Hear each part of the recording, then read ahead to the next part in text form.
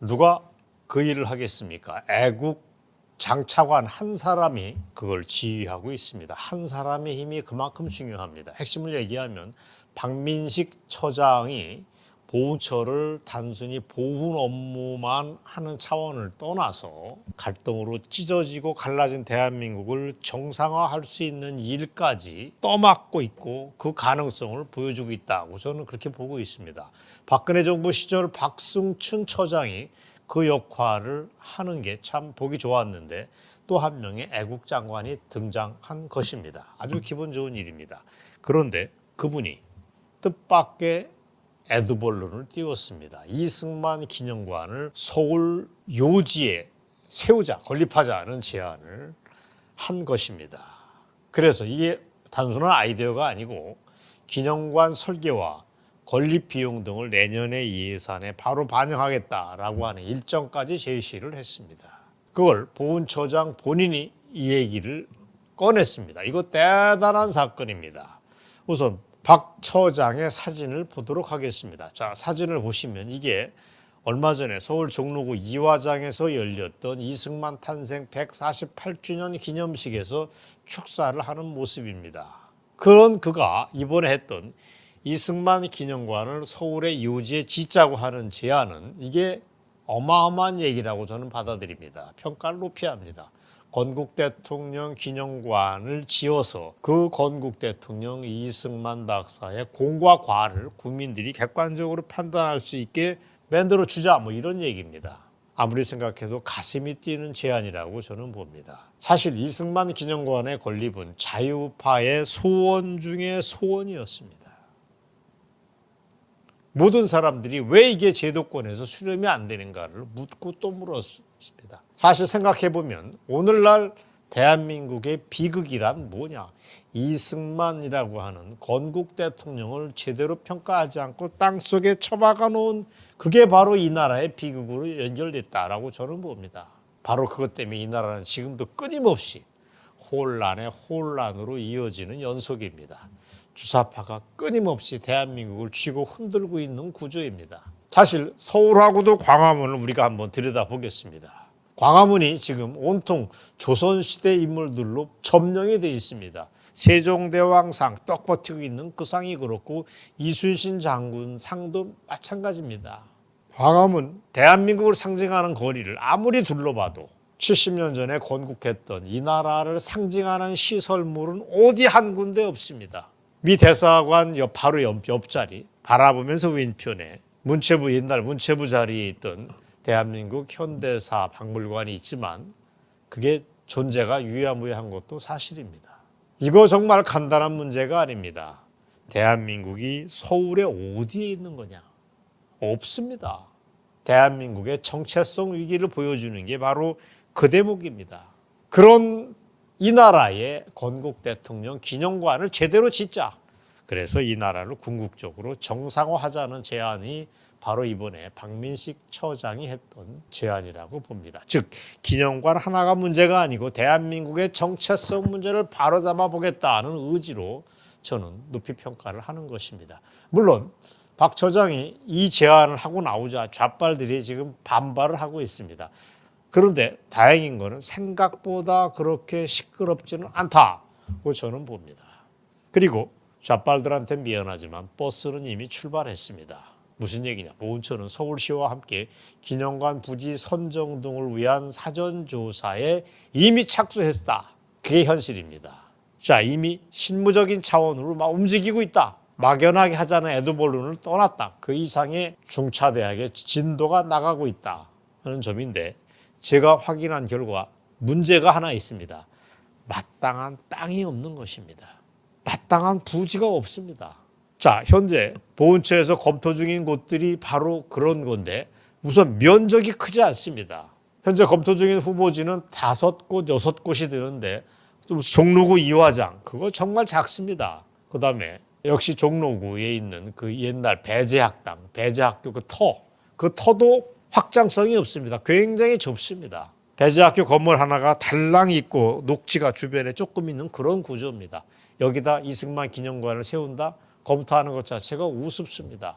어울리지 않는 땅이다. 저는 그렇게 판단을 합니다. 그러면 동시에 생각나는 게 사람들이 얘기하는 게 수감 생활을 했던 운동권 청년 1호인 이승만 박사가 그런 걸 아시죠? 그분이 5년간 넘도록 수감 생활을 했던 한성 감옥에다가 기념관을 짓자고 하는 얘기도 나오지만 이것도 어설픕니다. 그 한성 감옥이 어디냐면 지금 서울 종강 옆에 영품문고 바로 그 자리입니다. 이 영품문고 주변에 어떻게 훔치고 뛸 수 있는 공간이 없습니다. 기념관 꿈도 꿀 수 없는 구조입니다.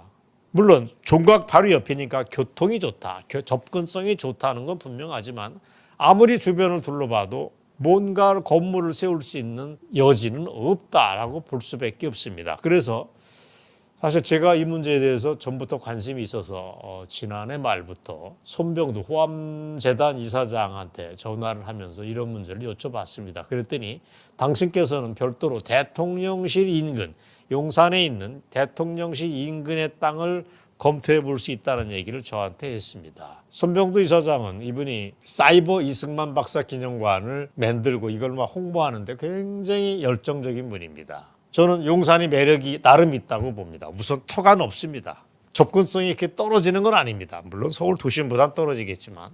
그래서 만약에 용산으로 간다 그럴 경우에 못할 거 아닙니다. 훗날 박정희 기념관을 추가로 별도로 지을 수 있다면 쌍둥이 건물로 쳐서 건국 대통령과 부국 대통령이 나란히 건사한 위용으로 용산에 자리 잡을 수 있다면 저는 충분히 긍정적인 검토를 할 수 있다고 봅니다. 나름 훌륭한 게 사실입니다.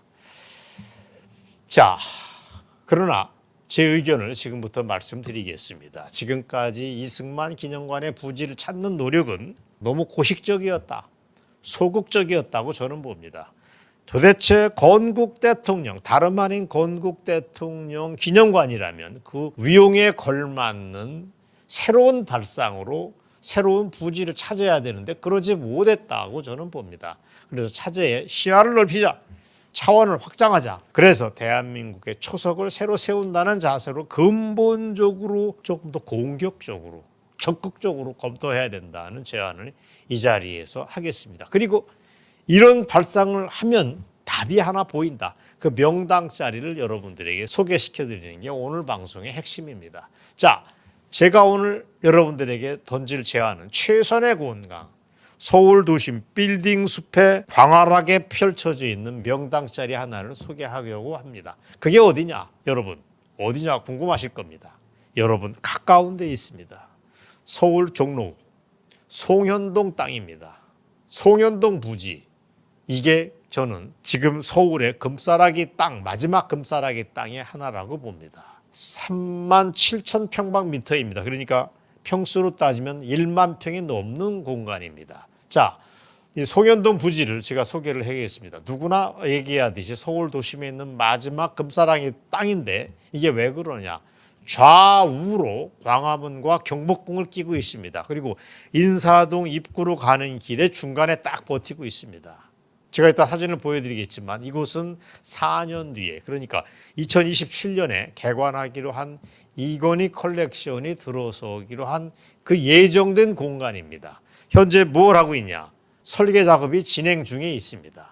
4년 뒤 바로 그걸 하고 있고 설계 작업이 진행 중에 있는데 지금 임시로 그 빈터에서 빈터를 놀릴 수가 없으니까 시민들에게 녹지를 만들어서 임시로 개방이 됐습니다. 저는 이걸 지난해 가을부터 개방된 첫날부터 여러 번 답사를 해봤습니다. 자, 이 땅을 여러분들에게 직접 눈으로 보여드리도록 하겠습니다. 자, 사진 우선 이거를 보시겠습니다. 자, 이걸 딱 보시면 어떻습니까? 놀랍지 않습니까? 서울 도심의 빌딩 사이에 이렇게 넓은 터가 숨어 있었나 하고 누구나 깜짝 놀랄 수밖에 없습니다. 이 굉장한 사진입니다. 자, 이거를 인사동에서 청와대 쪽을 바라보고 사진을 찍으면 또 이렇게 공사 중인 나대지의 모습인데 어마어마한 크기라는 게 실감이 될 수 있습니다. 자, 송현동 땅 여러분 궁금하시면 당장 오늘이라도 내일이라도 가보시기 바랍니다. 느낌을 현장 답사를 하면 바로 느낌이 옵니다. 이게 크기로 따지면 1만 평이 좀 넘는다고 말씀드렸는데 어느 정도 크기냐? 서울시청 앞 광장의 3배라고 보시면 됩니다. 서울시청 앞 광장도 작지 않습니다. 만만치 않은데 이거의 3배다. 즉 이걸 제가 산술적으로 계산을 해봤더니 대지 면적 2,000평짜리 땅 2,000평을 걸터앉을 수 있는 대형 건물 3개 아니 5개를 세우고도 남는 공간입니다. 2,000평, 2,000평, 2,000평, 2,000평, 2,000평 5개를 짓고 나면 그 정도로 모든 걸 수용할 수 있는 규모입니다. 이만하면 짭짤합니다. 무엇보다 건국 대통령 기념관의 그 위용에 걸맞는 최선의 명당이라고 저는 봅니다. 자, 이 자리에서 제가 하나 고백을 하겠습니다. 제가 무슨 땅을 보는 안목이 뭐가 있겠습니까? 저 같은 백면서생이 사실 고백을 하자면 이거는 전광환 목사의 아이디어입니다. 3년 전에 그분과 함께 봉고차를 타고 광화문을 통해서 인사동 쪽으로 막 가는 과정에서 그때 전광훈 목사가 저한테 저기 저 땅 좀 보세요라고 얘기를 하시더라고요. 그러면서 저 땅을 제가 사고 싶습니다라고 바로 운을 뗐습니다. 제가 그때 깜짝 놀랐습니다. 아니 이게 무슨 땅이 필요하신 거냐? 여기다 뭐 교회를 짓냐? 뭐 이런 게 궁금증이 순식간에 떠올랐는데 그때 전광훈 목사가 이렇게 설명을 했습니다. 나는 거기에 건국 대통령 이승만 기념관을 짓고 싶다. 그래서 거기를 서울의 진정한 랜드마크로 만들고 싶다. 대한민국의 심장으로 만들고 싶다 하는 얘기를 그 제안을 그 자리에서 했습니다. 저는 그걸 듣는 순간 그냥 깜짝 놀랐습니다. 그분의 그 애국심이 막연한 게 아니고 이렇게 구체적이구나. 그리고 스케일이 깜짝 놀랐습니다. 서울의 어디 도심을 벗어난 공간에 적당한 데다가 신흥만 기념관을 짓겠다는 게 아니고 서울 도심의 한복판을 걸터앉는 그 기념관을 구상하고 있다는 스케일의 뻑 같습니다. 그래서 제가 이 생각을 잊지 않고 있다가 이 금싸라기 땅을 마침 보훈처에서 이걸 에드벌룬을 띄웠으니까 이 땅이 명당입니다라고 제안을 하고 싶은 것입니다. 자, 이렇게 얘기하면 독자 여러분들이 당장 궁금하실 겁니다. 아니 4년 뒤에 2027년에 이건희 컬렉션의 전시공간으로 꾸민다고 하는데 그 계획은 어떻게 할 거냐라고 물으실 겁니다. 당연한 질문입니다. 좋습니다. 제가 송현동 땅을 제안한 거는 이건희 컬렉션은 그대로 하자. 그 다음에 그 옆에 이승만 기념관을 동시에 세우자. 저는 이 제안입니다. 이렇게 되면 송현동 부지가 어떻게 되느냐. 이승만 기념관으로 상징된 대한민국의 중심, 대한민국 상징 공간으로 거듭나고 정치는 물론이고 이건희 컬렉션이라고 하는 문화예술까지를 커버하는 진정한 대한민국의 랜드마크로 바꿀 수 있습니다. 엄청나게 큰 그림입니다. 송현동에서 이건희 컬렉션은 그대로 가자. 적당한 공간 분할과 배치를 통해서 이승만 기념관도 살리고 동시에 이건희 컬렉션도 할 수 있다면 정말 스릴 넘치는 공간으로 바뀔 수 있다고 하는 게 저만의 지금 숨은 생각입니다.